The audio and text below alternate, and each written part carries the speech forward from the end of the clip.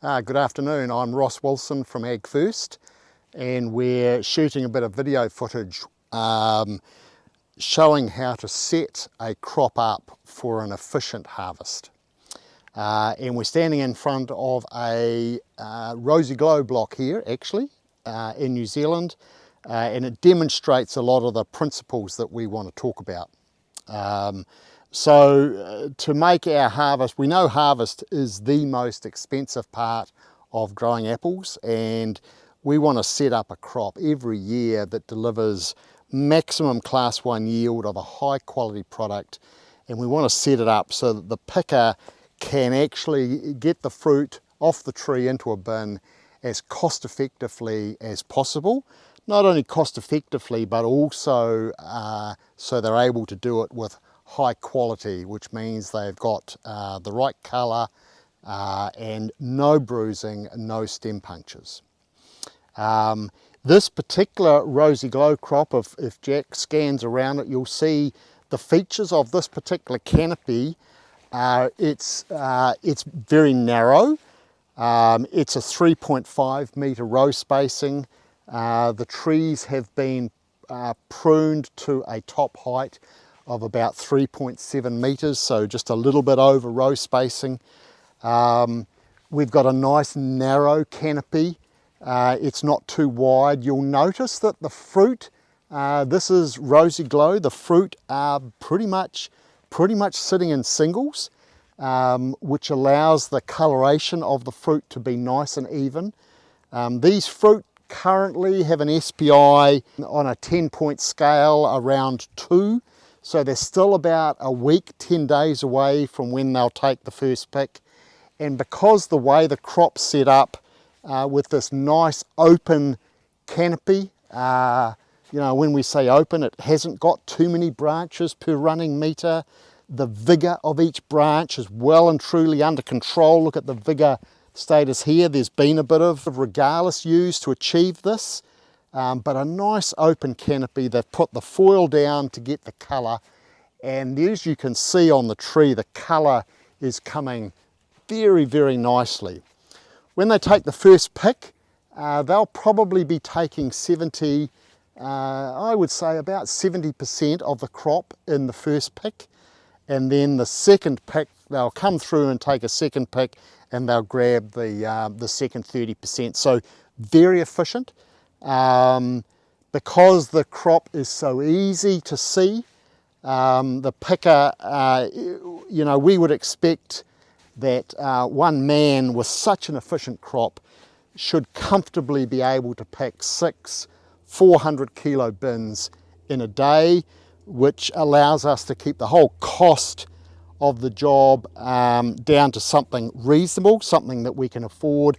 And in that, when picking 6 bins a day or thereabouts, we'd also expect a very low proportion of bruising. We'd expect the colour to all meet the expectation, and we'd expect the number of stem punctures to be very, very minimal. So the fruit, the fruit able to be harvested with quality and cost effectively. As we now move into a mature block of envy, I want to talk about one of the key ideas to canopy efficiency. A theory that Craig Hornblow often refers to when talking about efficient canopies is their ability to be snap. Simple, narrow, accessible, and productive. The simple part is creating focus. It's having a canopy that allows simple rules and key objectives that workers are able to keep moving and keep focused on. The narrow part in an efficient canopy is all about light. Productivity and light interception are directly related. So keeping the light interception high, but also the light distribution, how much light is entering the canopy from top to bottom of the tree, will allow you to maximise your class 1 yield. Keeping the canopy narrow also allows you to start to think about mechanisation. The A in SNAP stands for accessible. It's about being labour efficient. Labour is the biggest cost on orchards, so creating a canopy that is accessible leads to faster, more efficient labour.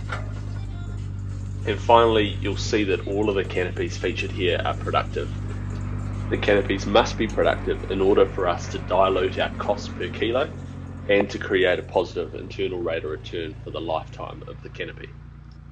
Now over to Ross to talk about how to gain labour efficiencies through harvest. Okay, good morning. Ross Wilson from AgFirst here, and I've got Johan Duplessis joining me. Johan's the foreman on Sunpeach Orchard, which is our family business. So we're in a block here of Dazzle. It's planted about 6 years ago, I think. Planted at 3 by 1.5 with 2 stems per tree, so each stem is 75 centimetres apart. It's the variety Dazzle. We were after a very narrow row, a shorter tree, predominantly to keep our cost per kilogram down, grow good crops but keep our cost of labour per kilogram down. That was why we chose this particular system, and this block is definitely doing everything we would want it to do. So I'll pass over to Johan as to how the crop that you see behind us has been set up this year, and then we'll go and take some videos of the harvest in action. Good morning. So what we were looking at doing here is basically getting about 90 tons on a tree, and in order to do that we had to put 128 fruit per stem.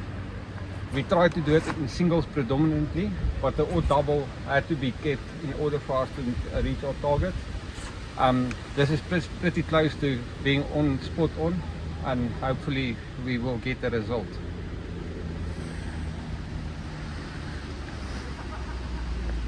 Okay, one of the critical aspects of harvest efficiency from a labour point of view is the support costs to the actual pickers. I've heard some Australians refer to it as the ganger costs, and we want to talk about how we support the pickers with bin movements in this particular situation. So Johan, do you want to describe how you've set this up? Yes, basically what we're trying to do is take about 40% of this crop, and our tractor drivers know from experience that that's about a bay and a half to place the first bin.